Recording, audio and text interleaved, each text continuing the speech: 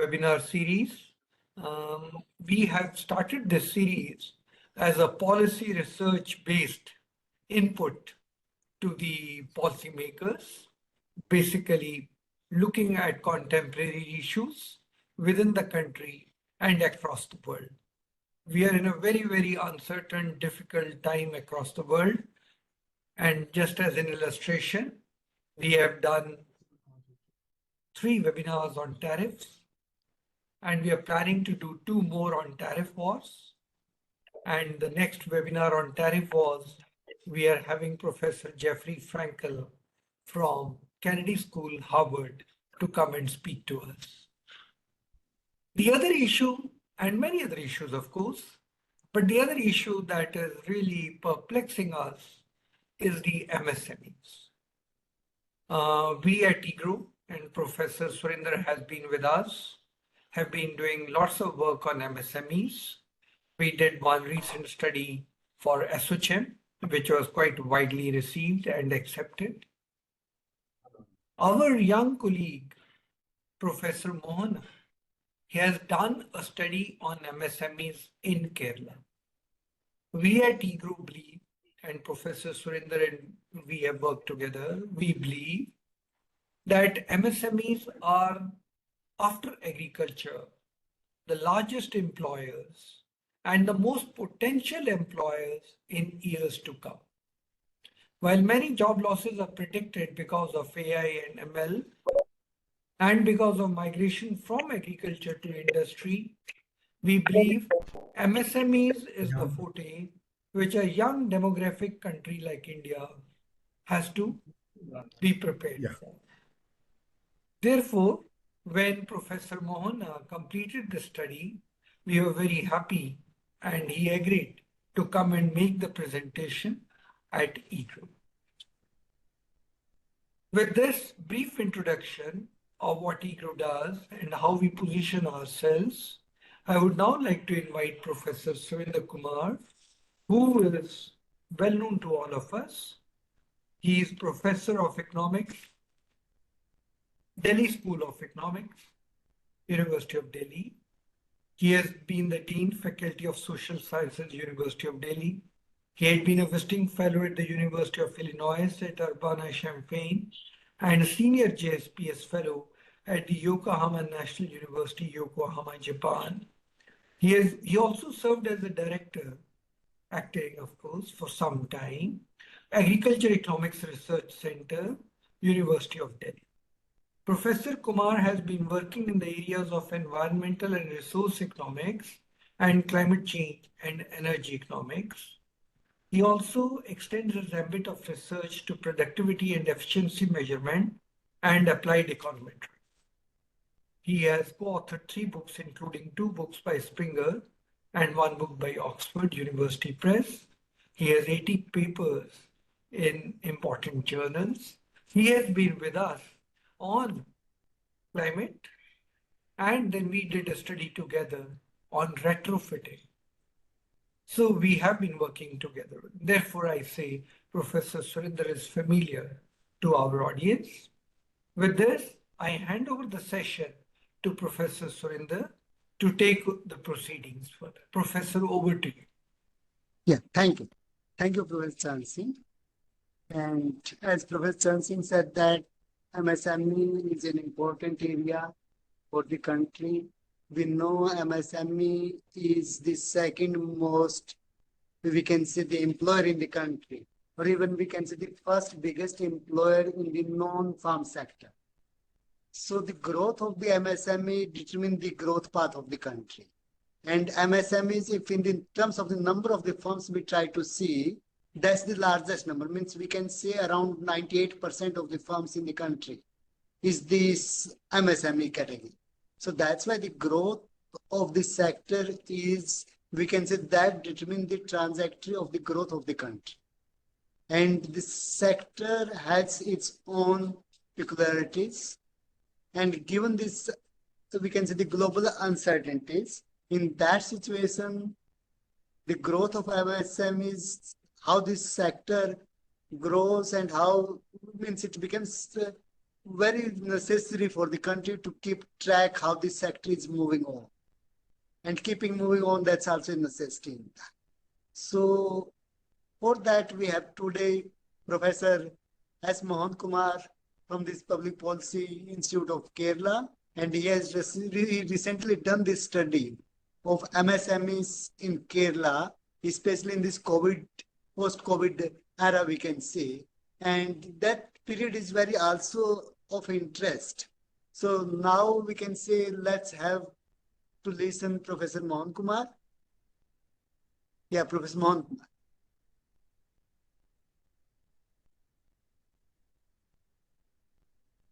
Yes, Professor Mohanakumar.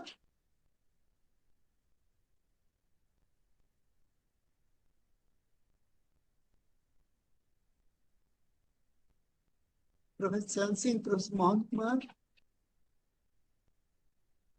I'm surprised, whereas I think Vivek has Some he got- technical. Yes. Vivek, has he got? He suddenly disappeared? Okay. I think, must have, there must be some error. We are just reaching him on the phone and finding out. Mhm. Must Yeah. be some technical Yeah, I error. can I can speak to you. I can hear you. Okay. Okay, that's Okay. fine. Mohan, you'll have to start your PPT then.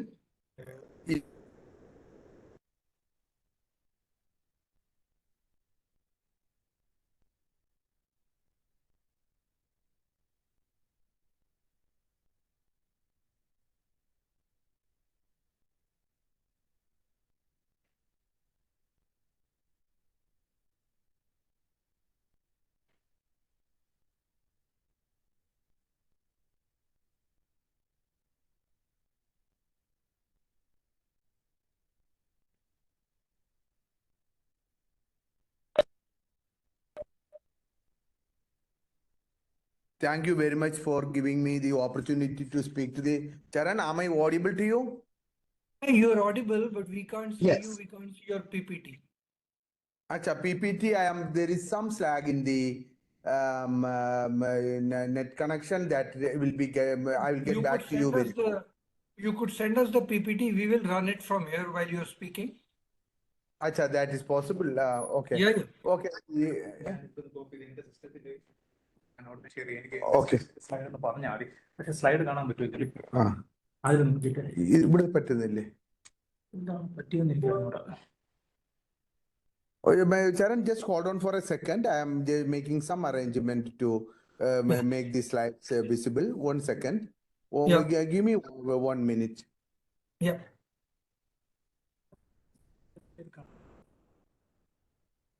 ഇവിടെ ഇരുന്ന് അത് ചെയ്യാൻ പറ്റും. ഇവിടെ എന്താ?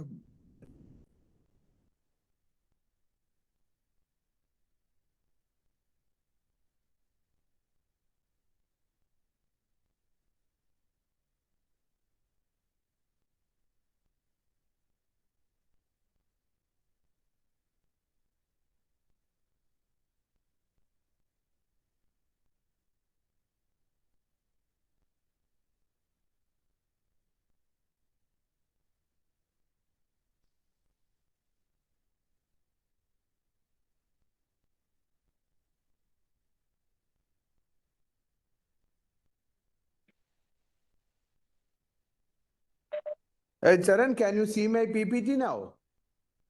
No, they are Hello? not visible. It is not visible? No. Yeah. No. Yeah, 1 second. They are Professor making Surender, some. you also can't see it, no? Yeah. So in between, we can say that in the MSMEs, especially in the developing countries, what we see, Yeah. we have large number of MSMEs. That's fine. And most of our MSMEs, what we see as the growth is concerned, generally these firms have stagnation issue.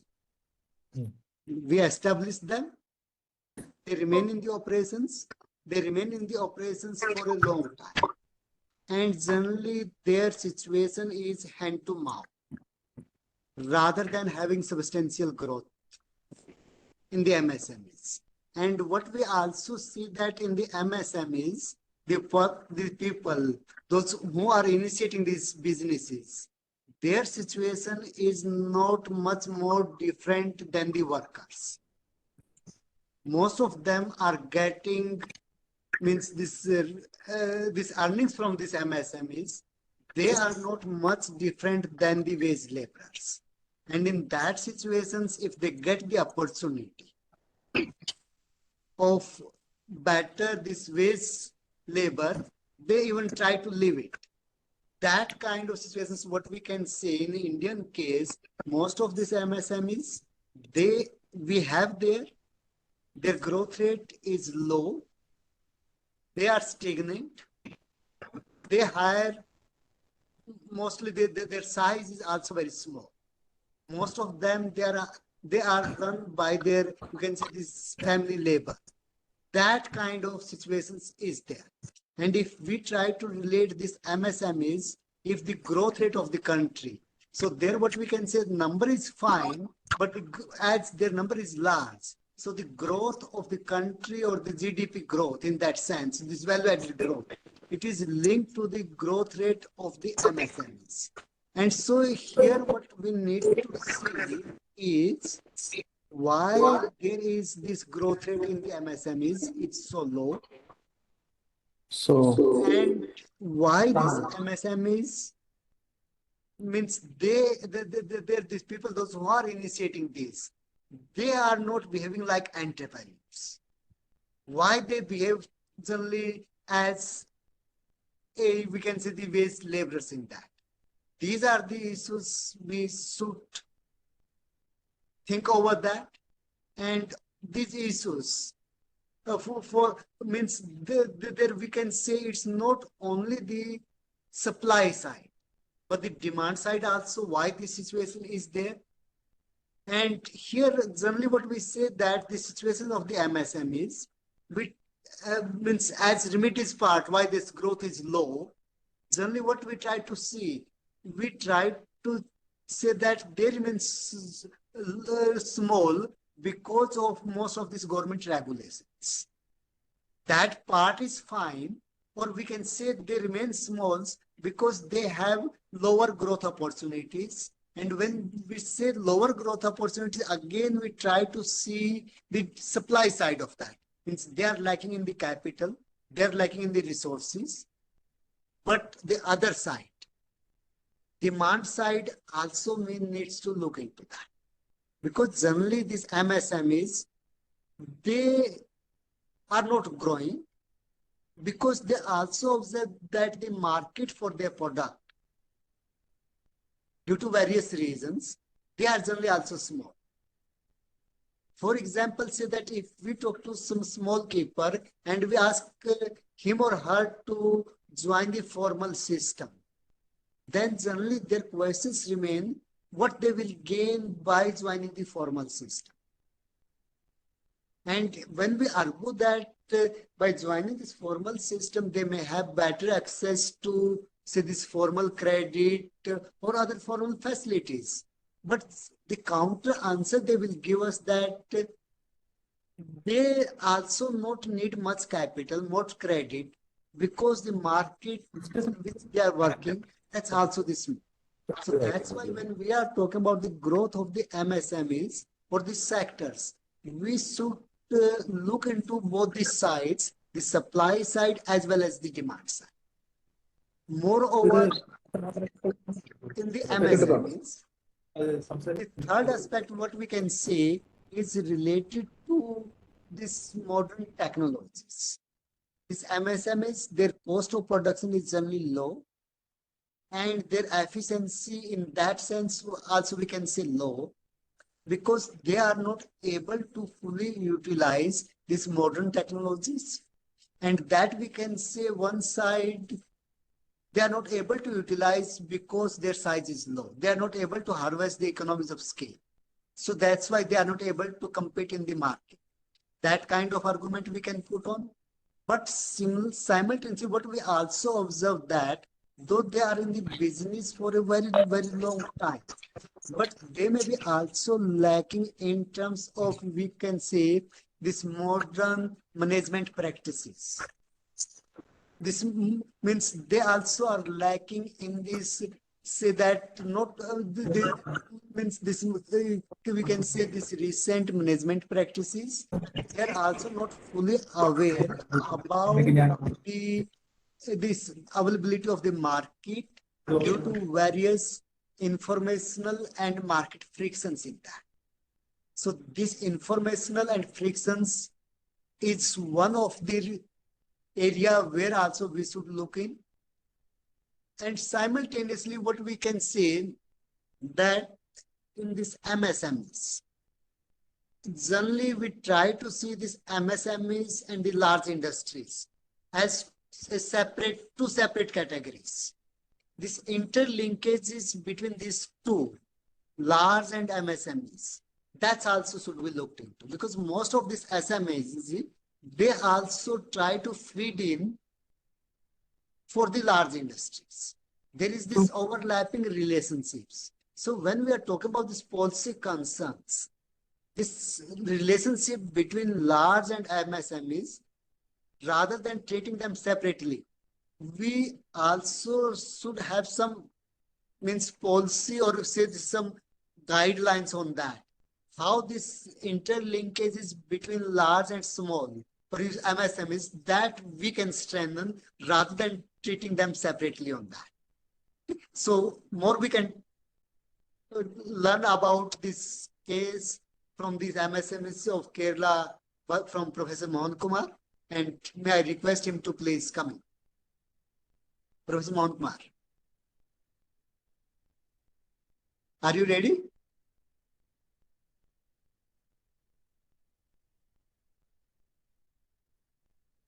When you will have to unmute yourself.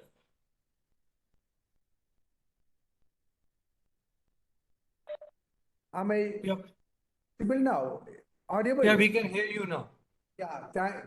So first of all, thank you very much, Dr. Charan Singh, for having invited me and given me the opportunity to. There is echo. Because of this.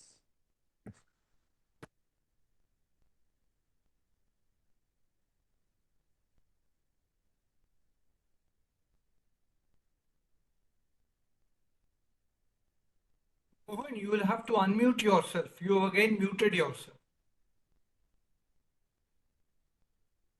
Mohan, you will have to unmute yourself.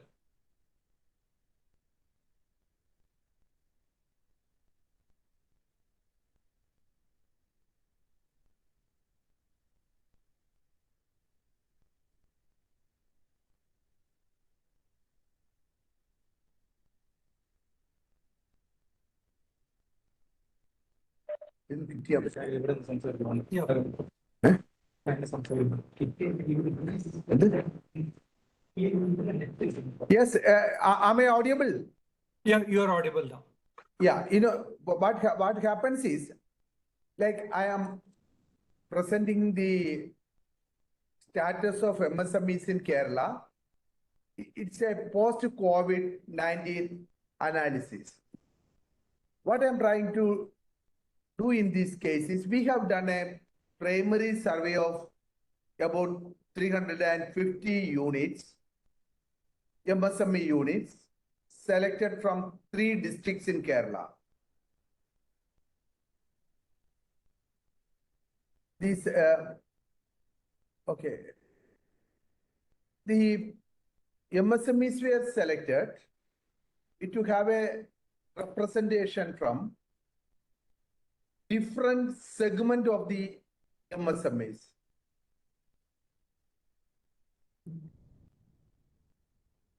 And so we will have the MSMEs from SC/ST group, SHG self-help groups, and other general MSMEs. As Professor Surender has already pointed out,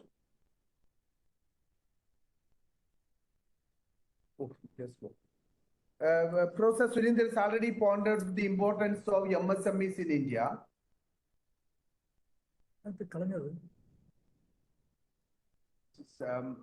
Yeah, the MSME,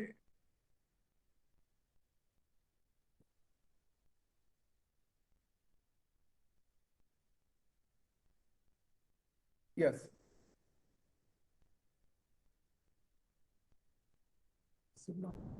There is absolutely a lack of data on MSMEs in India. As you know, the National Sample Survey has estimated the share of MSMEs in India. That's the national level statistics we have.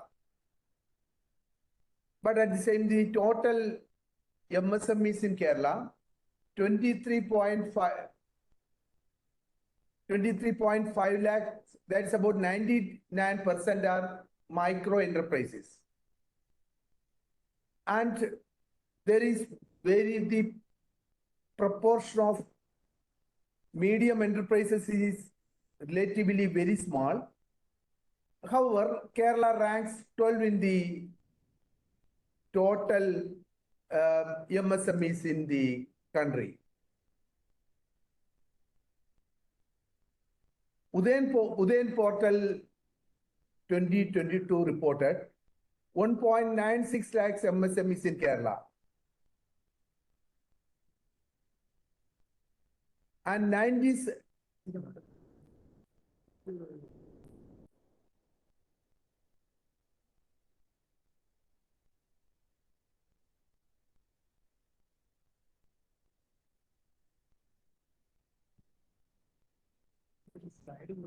Okay. Okay. The share of SCs and STs in micro enterprise in Kerala are 3.51% and 0.32%, much below their population share. And 97% of MSMEs have an investment below rupees 50 lakhs in the state. 87% of MSMEs have a turnover of less than rupees 1 crore, and 3.77% of MSMEs have a turnover between rupees 1 and 2 crore. What I'm trying to drive home in this context is that, see, 97% of MSMEs are very fragile in nature and they can die down at any moment. It is in this context that we have tried to analyze how the MSMEs have come out from the impasse that the COVID-19 pandemic has created over the smaller units. See, another characteristics of MSMEs in Kerala are that 77% are owned by males and 21% belong to females. It has to be read in connection with the fact that Kerala is a state where self-help groups are very prominent, and it is on a higher side as still these 21% is on a higher side as compared to the national average of 81%, and 81% at the national level is owned by men and 17% are owned by female. But in the context of Kerala, where Kudumbashree and self-help groups are very prominent, still their share in MSMEs are only 21%. 10.18 lakhs people are employed in micro enterprises and 2.91 lakhs in small and 1.311 lakhs in medium enterprises. It accounts for 20.27% of the total employee MSMEs in India. So this is precisely what the general characteristics of MSMEs in the. And in the broader context, what I'm trying to find out is as simple as the fact that we are trying to identify important growth stimulants and growth inhibitors of MSMEs in the COVID-19 pandemic in the state. And also identify reasons for the inter-district variation in the performance of and the major board.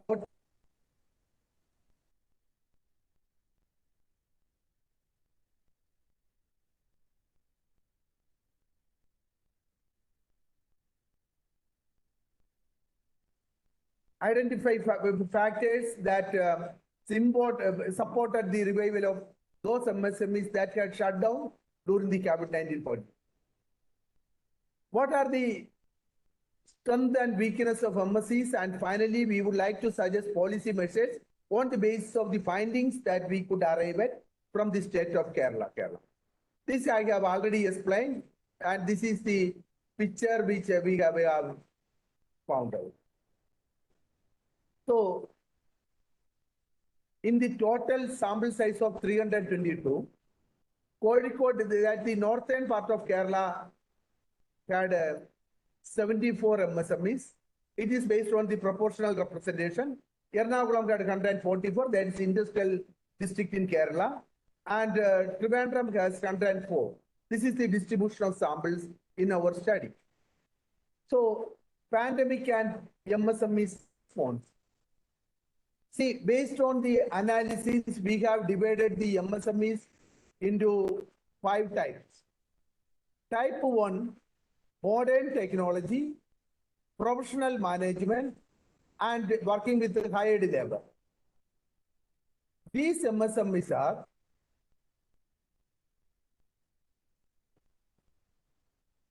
they sell their products into local market and the pan-India market as well as the foreign countries. And how did they these type 1 that is considered to be the most advanced group of MSMEs in our sample, how these MSMEs responded to the pandemic? Production with reduced capacity. During the pandemic, these units have reduced their capacity. And the outcome is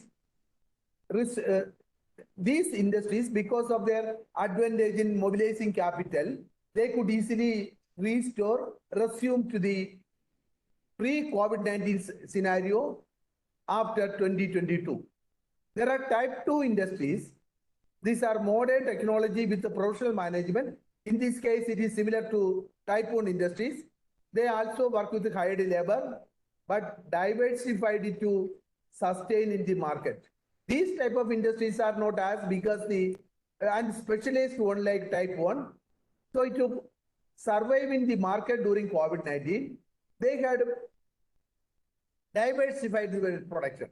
For instance, those units which were making chappals, these units made chappals and also started making other supplementary product related to the footwear industry, only to survive. So their production orientation changed. That was the outcome of the post-COVID, but could not resume the, but they could not resume the old or previous level pre-COVID-19 scenario. And there are type 3 industry MSMEs. They are technologically less advanced as compared to type 1 and 2. Lack professionalism. They work with hired labor, but supplemented with family labor. Mostly they sell to local and market near the, if it is Tamil Nadu, Karnataka, not very far from the home state. But response to pandemic is such that they were forced to adopt online payments and worked with the family labor into subsistence, rented out or sold out. So their response was something like this.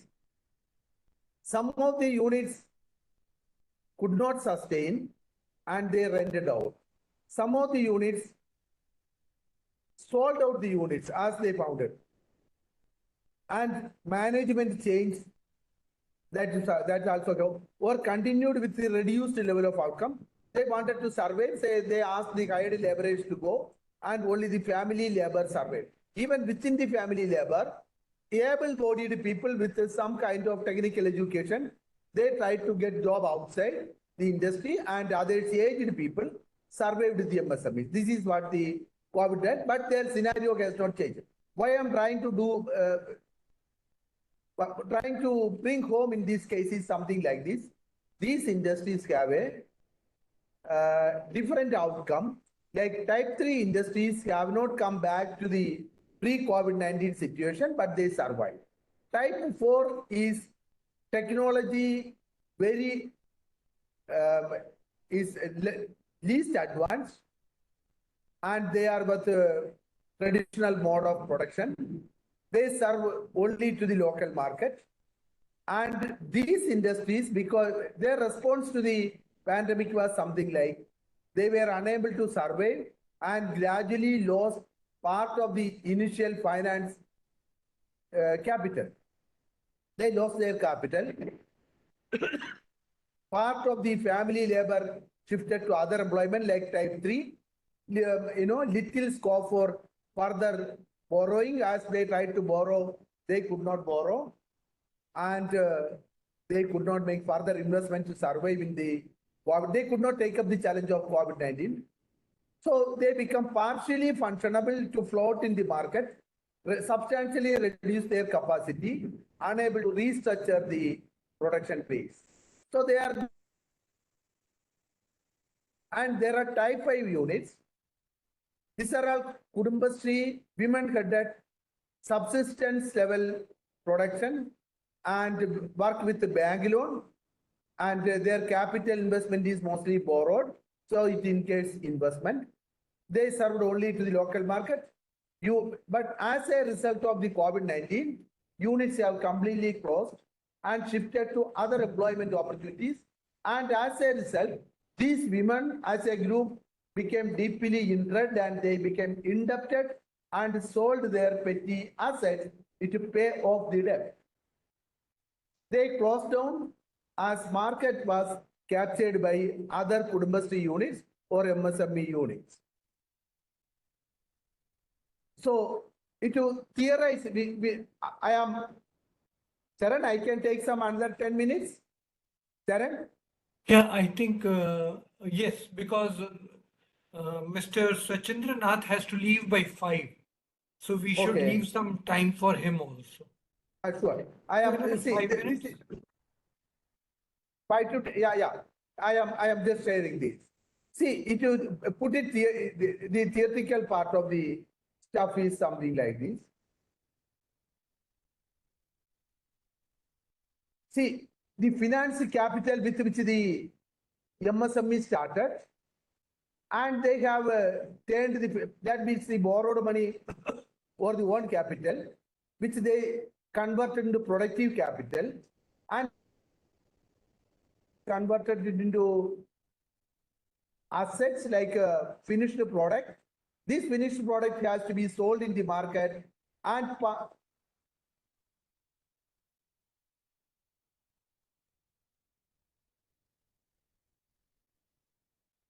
of the finished product, the sales outcome, part of it will be reinvested in the production process, and part of it will be consumed by the investor or MSMEs. And during the COVID period, what happened is there was a time lag. That is production lag, then there is realization lag, and there is financial lag. Production lag means even if you get the money from the bank or you have own capital, it takes time to procure inputs. There are restrictions on mobility, road transport restrictions, and as a result, it took time to convert into productive capital. That means they could not immediately change into production. As a result, even if they produce during the post-COVID-19 21-22, because the market was dull, they could not immediately sell the product and there was a realization lag. And not only the realization lag, as part of the people found it difficult to survive, they kept from the realized capital or the sale outcome, a larger part of the sale outcome was used for self and very minimal was used for this reinvestment. But it happened to type 1 and type 2 industries. In the case of type 4, type 3 and 4, mostly they could not find any profit from the value realized from sales into reinvest in capital. And moreover, the reinvestment in capital was negative. Some of the units are taking away their own capital.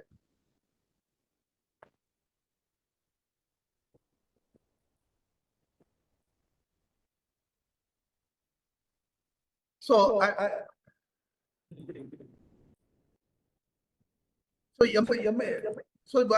broadly, I would like to conclude that the ownership of MSMEs in India, particularly in Kerala, reveals a significant gender disparity. Okay, this I can. So I am doing, how the MSMEs changed these slides. I can skip some of the slides. I can ownership structure even I can skip. This is a kind of, see what I'm trying to say is the MSMEs what we are discussing includes this kind of tiny petty shops which have very little to do with the concept of MSMEs as such.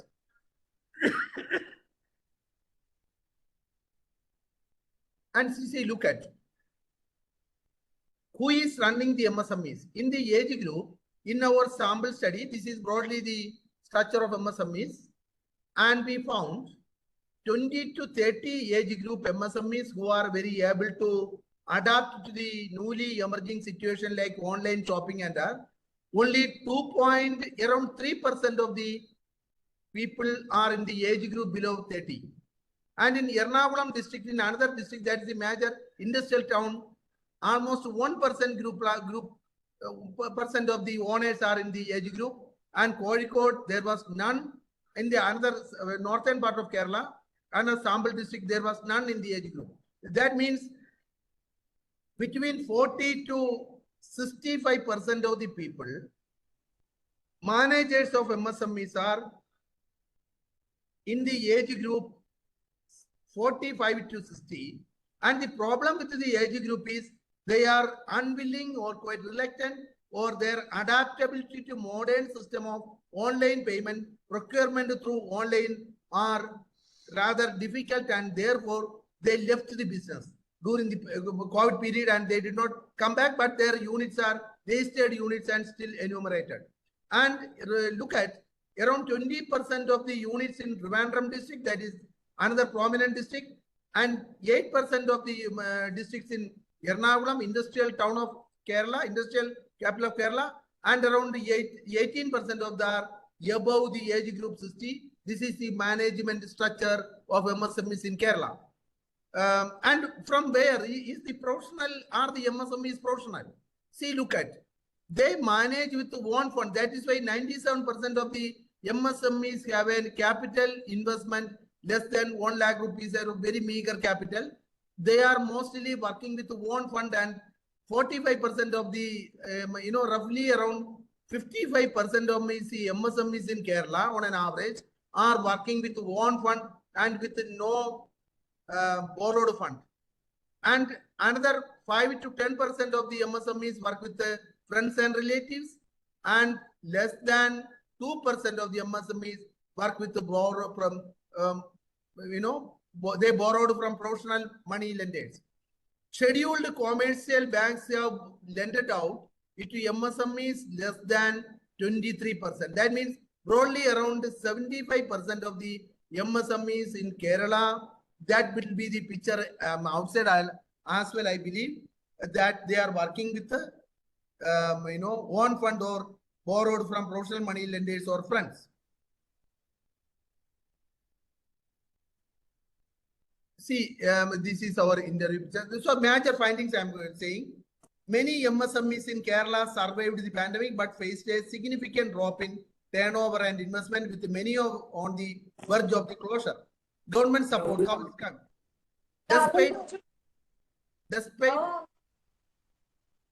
Despite state government efforts, micro enterprises remain vulnerable and have not fully recovered from the pandemic economic shock. Over 40% of the MSMEs are women-led, primarily under Kudumbashree, most focus on production, tailoring, food production, tailoring and stitching, reflecting traditional gender roles. We emphasize that it is one of the important reasons for unsuccessful trade because the units are launched without a study of market potential. That is what it happens. Gender wage disparity. There are significant wage differences for female workers performing the same task in MSMEs in Kerala, showcasing gender inequality. SCST represent the presence of SCs and STs in MSMEs is significantly lower than their population share due to limited access to capital, collateral, and socio-economic barriers.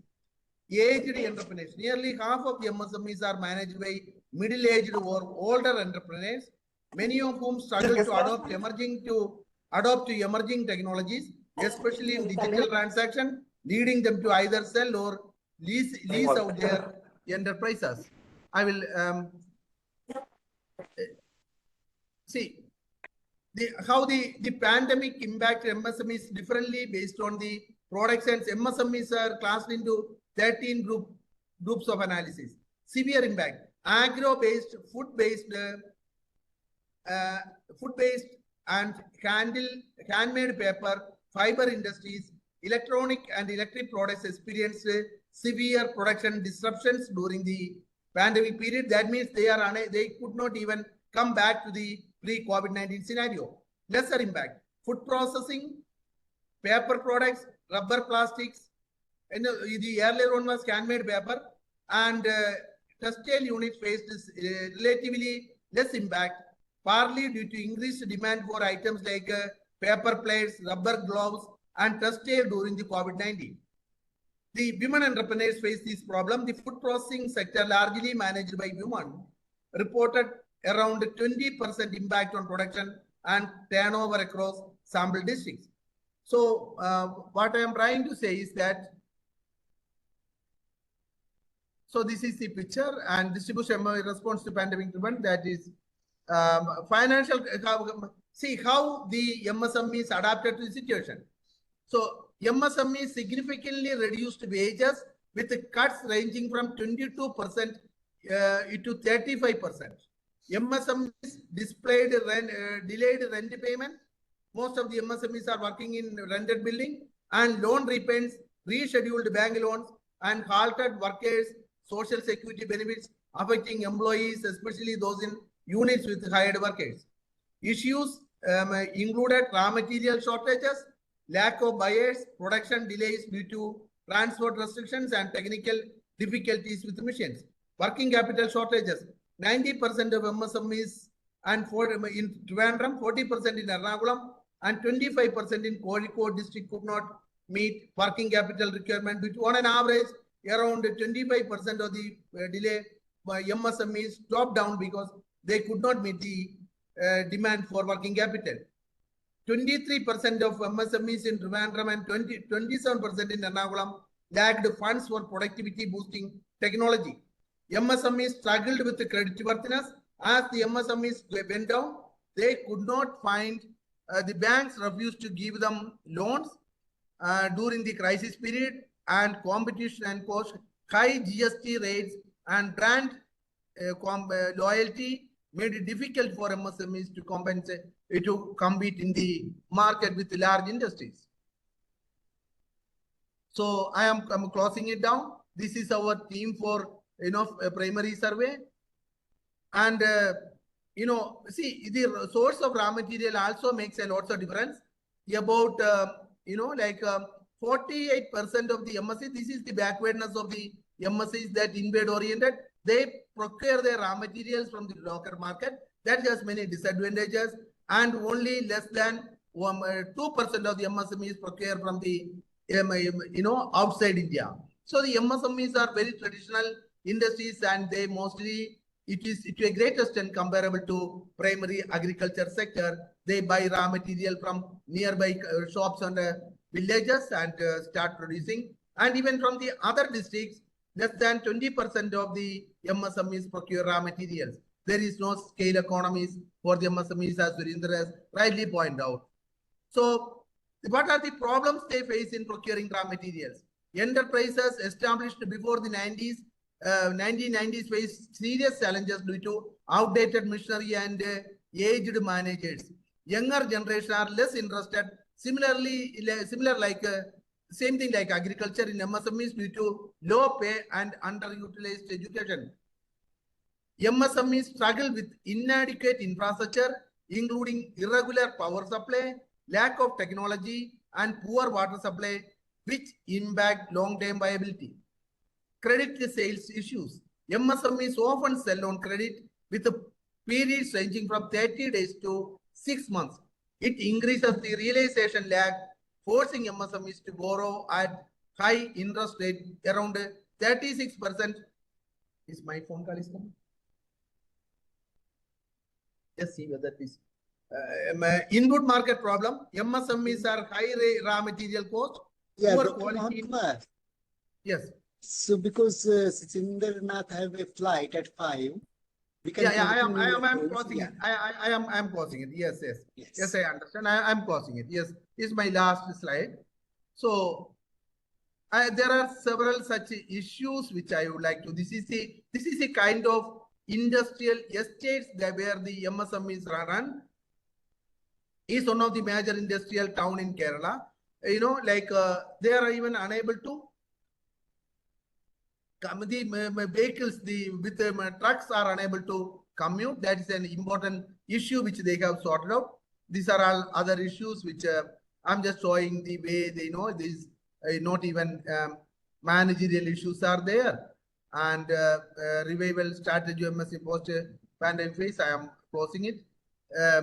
So I am just closing it. Challenges and strategy of MSME. The main reason for continuing business, we ask them, why do you continue with all these difficulties?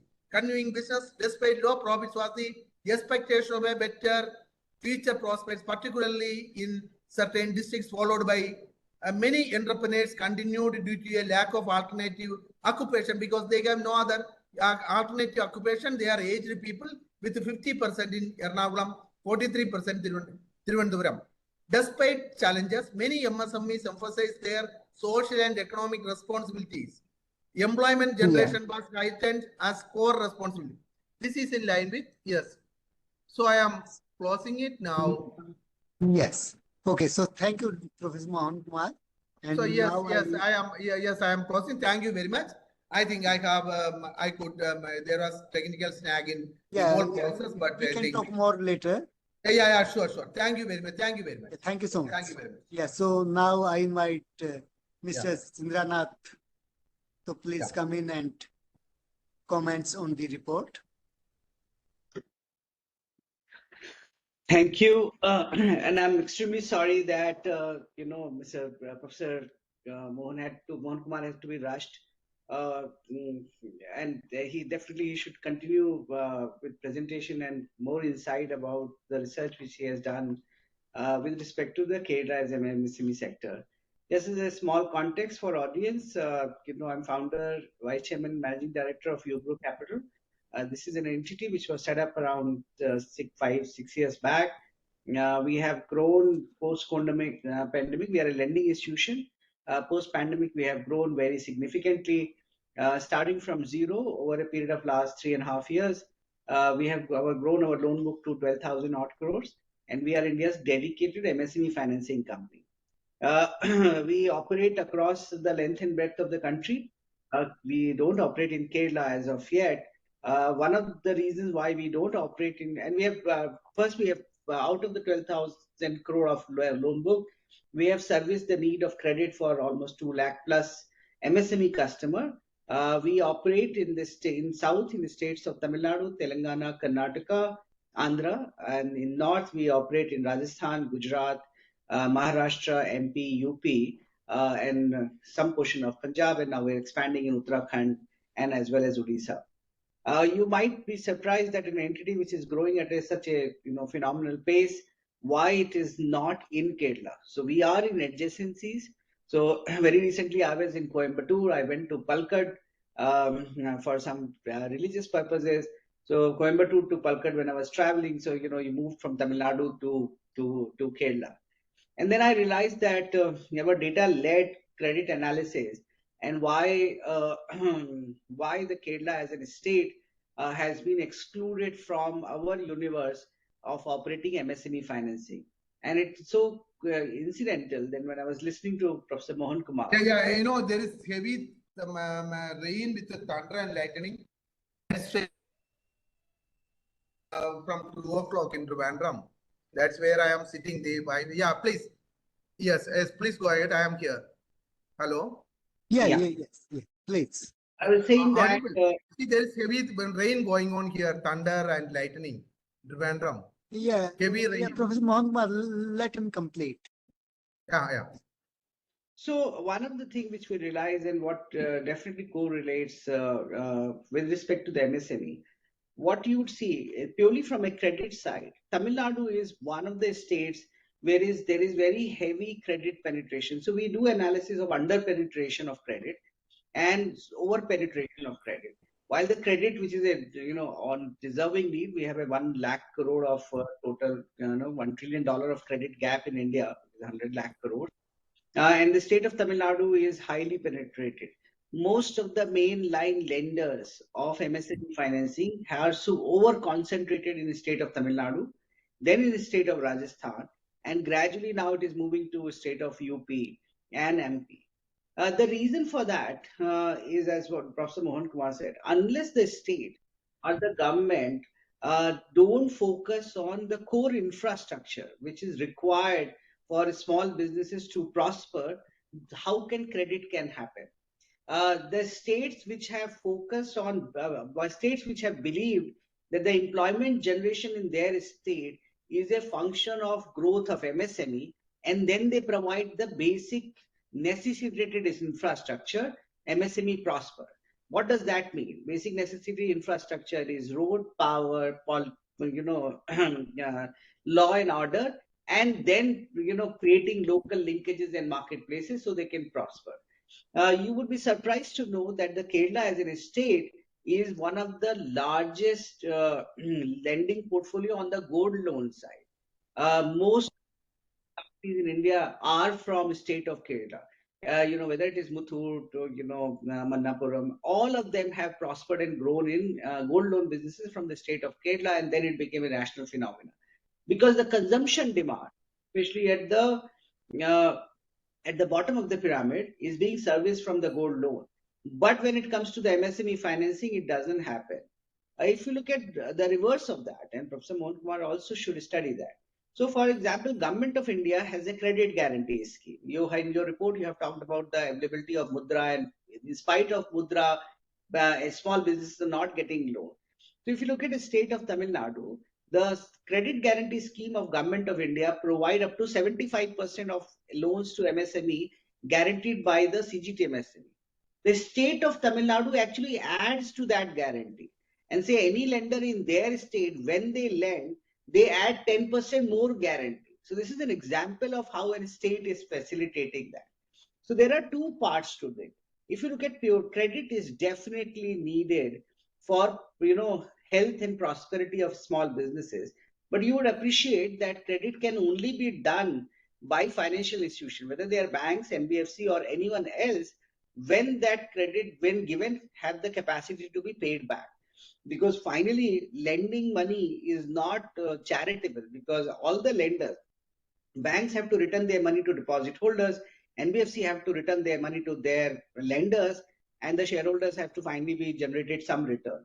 So lending not being a charitable activity, either in the initial stage, state has to step up and provide credit support, and they can only do when they believe that growth of MSME is linked to the employment. So I congratulate Professor Mohanakumar for this study. I think so. If you can, if it's going as a recommendation, and EGROW can definitely support you.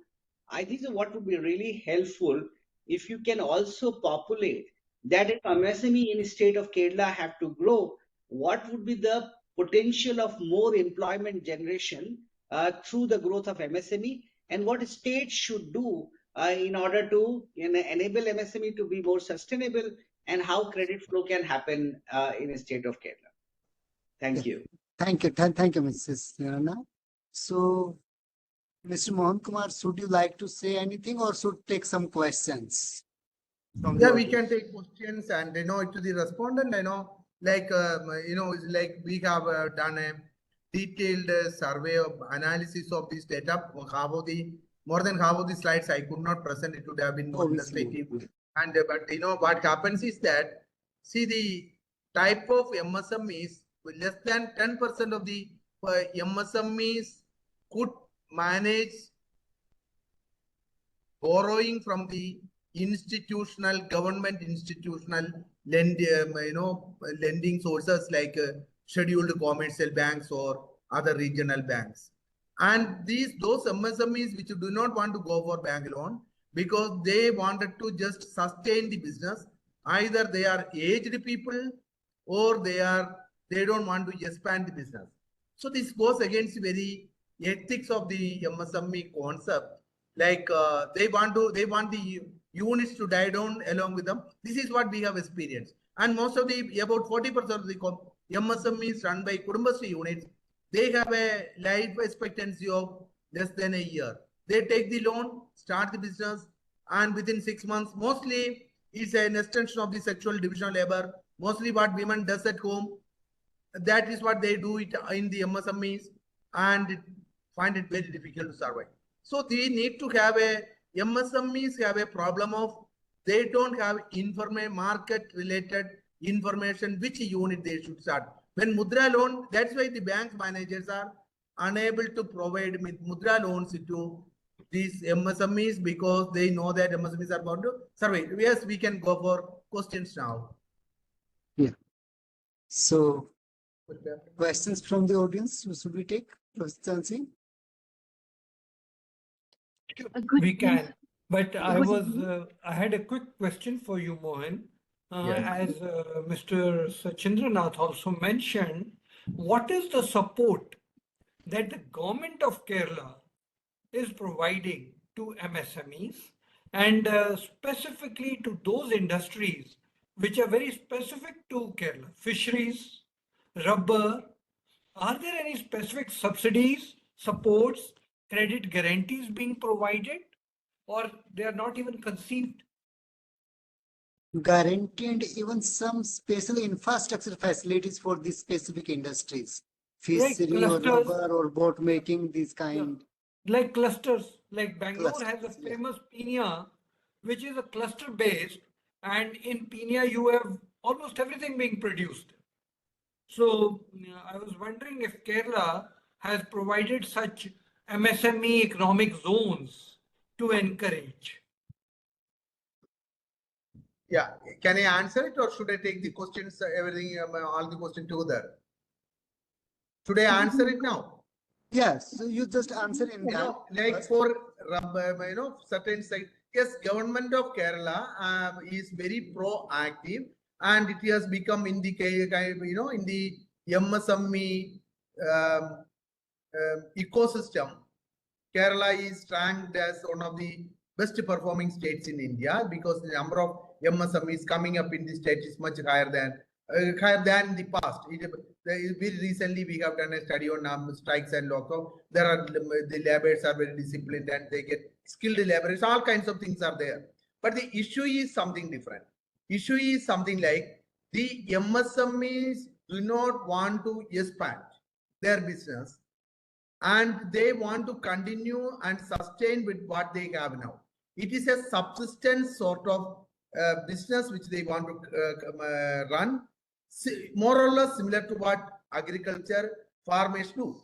As government of Kerala, with respect to rubber, in the last budget, government of Kerala announced 600 crore rupees subsidy to small producers and the rubber producers societies which manufacture, and they give prominent incentives to rubber producing societies and these micro units.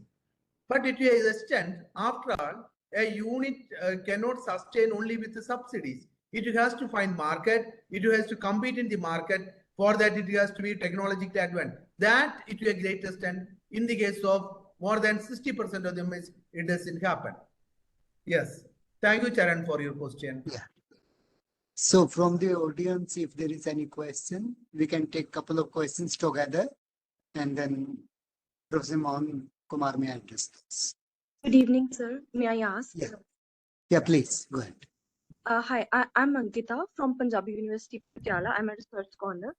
Sir, I want to ask, like, one side government take initiative like Make in India, Mudra schemes for promoting MSMEs. But on the other side, we are liberating our economies like liberalization, privatization, and globalization. And there is flood of multinational corporation in India. So what do you think that in such a conflicting interest of government, MSME can survive in the long run? Thank you. You are, Yeah. this question is Yeah, very one, pertinent. let's take one or two more yeah, sure, questions sure. and together we Yeah. may address that. So from the audience, if there is any other question, Good evening, Hello. sir. Can I ask the question, please? yeah, please go ahead. Anjali? Sir, myself, Anjali Yadav from University of Lucknow.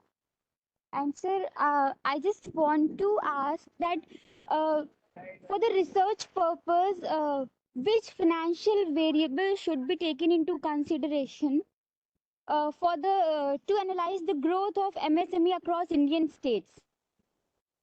Hmm. Thank you. Okay. Yes. Yeah, any other question? Means three questions we take together. Hello, Yeah, sir. yeah, Myself, please. Jaskaran. I'm from Ramgarhia College, Fagwada, Punjab. Sir, my question is based on the theory that whether the MSME could contribute into the structural transformation. Like, no doubt, there is a significant contribution in employment, in terms of GDP, and even in import. But when we see in terms of structural transformation, complete structural transformation, whether we would have any example from throughout the world that MSME or small scale industries would have contributed into the growth of any economy, that these sectors would have taken any country to the higher growth path. Thank you. Okay. Yeah. Professor Mohanakumar? Can I answer? Yeah, please. You see, to the first question, thank you very much for these pertinent questions. And the first question on liberalization aspect, obviously you are absolutely right. For the liberalization means expansion of the market outside the geographical space of the nation states. When you expand a market, for every market uncertainty and price instability are two inherent characteristics which are coupled with market expansion. So liberalization is market expansion. Naturally, it goes against very grain of MSME concept. That's one thing. In this case, what happens is that the small units which we have come across in our study, these units cannot even sustain within the local market. To sustain in the local market, they need to have a market study where they can which segment of the market they can enforce, on which there is absolutely no data or information available from the state or central government. And as a result, when a SHG, particularly it happens with those industries who are not well-versed and do not have advanced knowledge about the industry, but they have some kind of semi or skilled labor force, either family or outside, or some experience which they have worked outside India, like Arab countries. They went and came back after 5 years. They wanted to start the industry without understanding what exactly the market here. They are bound to die down. When they die down, when the industries die down, they are going to be in deep debt. And for the rest of their life, whatever they saved from Gulf countries will be lost in their home state, as well as they will not be able to come back. We have come across many such experiences. So your question is very pertinent, that these industries have to have a kind of market protection, which is very difficult because the competition and the the tussle between large industries and small industries, they have to compete in the same market, and brand loyalty and other things do matters in this case. That is why these MSMEs do cater mostly to the local market, which even for a small, tiny instability, they are bound to die down. For the second question on financial variable, you see, finance capital, what is the magnitude of finance capital and the lakhs? There are 3 lakhs which usually people ignore in the analysis that is like the production lag, realization lag. This production lag and realization lag and financial lag. The financial lag and realization lag. That means realization lag means to what extent the MSMEs are able to take the sell their products and get the money back. That's the realization lag, which has become, as compared to large scale industries, they don't need to give the product on loan basis, but the MSMEs to capture the market, they have to give the products on for 2 months loan, 3 months loan, which partly come in back, partly do not come back. So realization lag and then financial lag. Financial lag means to what extent the amount which they realized from sale could be converted into production. These are all the two parameters which determine the performance of the industry. And then see for the third question, that is another thing. There are more than 70 programs and schemes that exist for the promotion of industries, particularly medium, large and small, micro. But to your surprise, I would like to report to you that less than 10% of the people reported, the MSME people reported that in a state like 99.5% is the literacy rate, where more than 80% of the people reported they read newspaper and listen to news. They have heard about government schemes for the promotion of MSMEs. They have not even heard about many of these schemes. Why they are not aware is that Mudra scheme, they have heard, but they have not aware. Even if they are aware, they go to bank. They said, can I get a Mudra loan? And bank managers in the initial instant, they say, no, it is not that possible. You have to come with these documents, and they don't want to spend their time on documentation. And naturally, they say, I approached and did not get Mudra loan.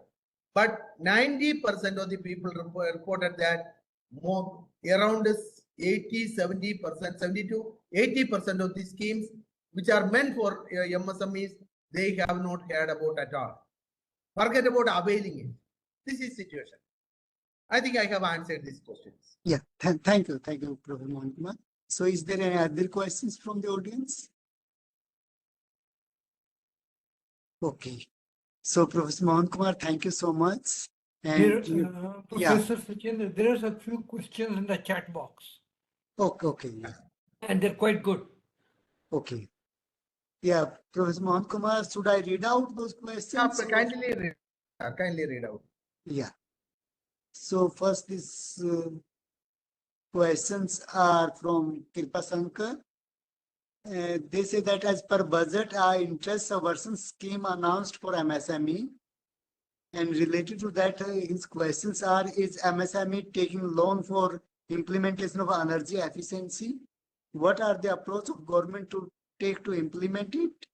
And as Kerala fishery is the part of budget cluster, is it has potential? These are the questions there. And sir, then, sir, could you please repeat it? There is heavy rain going on in Trivandrum now. Yeah, let me repeat.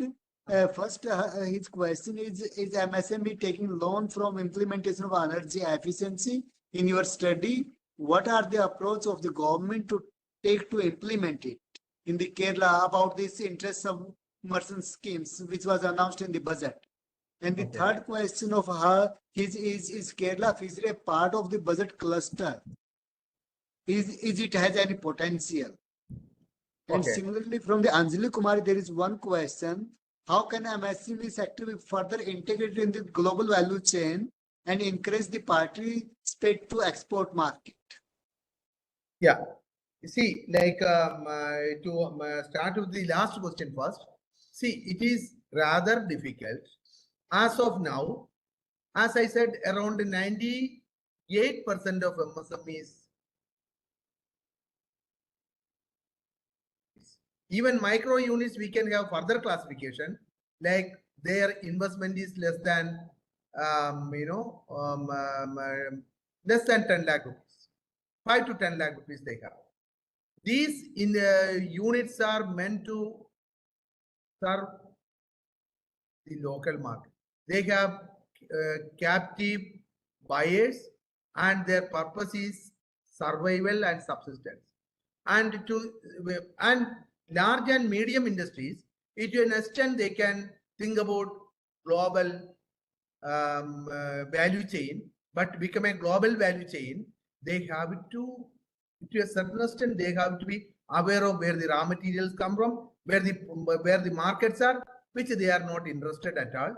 And for such information, for the micro industries and for those people who are less educated in technology, it is just not available to them. As I said, they are above 70, 60, between 45 to 60, they want to retire from the business, and that's the nature of 50 to 60% of the business. So global value chain, for that, government has to push with have to make a big push with a certain effective schemes so that these people can be robbed in. As of now, I don't find very bright opportunities for micro enterprises, particularly small units within the micro, it to become a part of the global value chain. It would be good. And second thing, on the government cluster schemes and other programs announced in the budget, it to a very great extent, the government of Kerala is pursuing vigorously it to promote micro units in the state. But the problem with the micro units and medium units are whatever you produce has to be in the global market, whether you sell in the local or outside. Many garments units which were started died down within a year or two, leaving a huge debt and indebtedness into its investors. And these are all people or mostly SHG women who could not afford it. So what I'm trying to say is that we need to have a policy which has to understand what the structure, functioning, problems that they face. Around 20% of the MSMEs reported that they closed down after the COVID, or they substantially reduced their business. They are unable to take online payment and place order for raw material through online and accept demand sale request for online, because they are scared of online payments and fraudulent business, which they don't have that kind of people to operate, and they don't have that kind of financial turnover to appoint qualified people to run the business. This is status. Thank you, sir. Yeah, thank you so much. And there is also one more question in the chat box. That's what is the status of SIDBI fund of funds for MSMEs toward equity grant or to MSMEs? Sir, could you please repeat it? Yeah. What is the status of SIDBI fund of funds for MSMEs toward SIDBI fund. equity grant to MSMEs? SIDBI fund. They are talking about SIDBI. Yes. SIDBI Okay. fund of funds. SIDBI fund of funds. There are attempts, but in our study we could not come across any such units which are making use of it. Probably in other states it could be there, and these units are not making. But it is a great extent, I have to tell you that the industrial estates, there are three types, like a mini industrial estate, large industrial estates that are established by the government of Kerala in different locations within districts and across the state, across districts in the state. Some of them are effectively functioning where MSMEs are relatively good because there is a advantage of homogeneity of capital. There the SIDBI fund matters. Homogeneity of capital means what? In an industrial estate where there are 10 units and they all manufacture more or less the same product, then what happens is that they have the advantage of homogeneity of capital and to extend homogeneous market. So over a time they become part and parcel of the value chain, that then there will be division of labor within the industries. This happens. Yes, sir. Yeah, thank you for the question. Yes, sir. Okay. So, Professor Chan Singh, should we bind? Yeah, absolutely. So, I think. Thank you, Professor Mohanakumar, for this very elaborate case study of the Kerala, where means it's trending. Further, what we believe are the issues related to MSMEs in the MSMEs, as you pointed out, that around 75-80%, they are not even aware about the various schemes that the government is providing. And even most of them, they are working locally, either in terms of the inputs or outputs, the market that is. So that's why here it becomes important that not just the financial issues, but also this market and informational fractions, they should be addressed. And as Mr. Sindanand and Dr. Chan Singh, they pointed out this question of the infrastructure, that this clustering, if we take the case in some parts of the country, this interlinkages between the small industries or these micro industries and the large industries, where these kind of linkages are more established, where they can feed in each other's growth. There the sector is able to contribute more relative to where the sector is working in isolations. So these are some of the issues which can be addressed. And from your study, especially, for example, say this age distribution of the ownership. Generally, what we believe that most of these people, those who are starting these small industries, they may be the young people. But here, what we observe that this majority of the populations, that's you can see the middle-aged, or even you can say they are the aged people in that. So what it reflects these employment situations, and they are not able to get means much more higher growth opportunities. So in that way, the question is that this Indian situation, most of these MSMEs, they survive for long, they remain stagnant, but this stagnancy and this high survival rate, rather than means they transit to this from small to medium to large industries, that kind of transitions we are missing. Okay, so there we can say this public sector, this government, and we can say these various associations, they should come in and help these small industries, because they are not the source of the employment, but also they can be, and they are the major partners to achieve this goal or these aspirations of the Viksit Bharat. So I stop here and now ask Chan to take over the session. Professor. Thank you very much, Professor Surender, Professor Mohan, for this. And Professor Mohan, I understand because of the heavy rainfall, you have had this disruption today. That's okay. Would you like to share the PowerPoint with us so that when we release the recording tomorrow, your PowerPoint could be there along with it? I could Yes, see sure. it's a very extensive PowerPoint that you have prepared, and you were not able to present it because of the technical snag. I understand that, but you could then, we could release it along with it so that everybody will benefit. So thank you very much. And I understand that Mr. Shachindra Nath had to leave because he had a flight. So he left at 5. So I must thank him also for the sake of records. Next week on May 9, same time, we are going to be discussing Pahalgam and the Indian economy. So we are trying to see what could be the implications and the impact of such activities on the growth story of our country. So we are going to have an ambassador, an army general, a professor, and somebody who's an expert on Indus Water Treaty to come and speak to us and share with us the information and knowledge as to how India is getting impacted and how the region can get impacted by such activities. So I would request you, same time 4 to 5:30 next week, to please join us in that discussion. Our today's discussion, though little disruptive, has been very, very rich, and we would have the recording available on our website by noon tomorrow. So I would welcome you all to take the advantage of the recording. And on MSMEs, because a very perplexed issue, and as Mohan also mentioned and Professor Surender also mentioned, the mortality rate is very high, and sometimes the longevity is very short. So they die in their infancy itself. Some of it is deliberate, some of it is very, very natural and circumstantial. And post-COVID, of course, situation has been very different, as the Kerala study has so beautifully shown. So I think it's a very pertinent study which Professor Mohanakumar has presented today.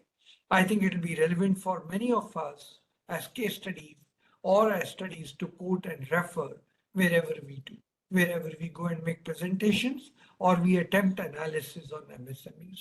So let me thank each one of you, dear participants, Professor Surender to have chaired the session, Professor Mohan to have presented the study, and Mr. Shachindra Nath for being the discussant and bringing in a very important point, which we all need to wonder and worry. Why EGROW, the company which Mr. Shachindra Nath runs and has risen to dizzy heights from zero 4 years ago, does not operate in Kerala. Very well, when this company is operating in all other states around Kerala, but not operating in Kerala.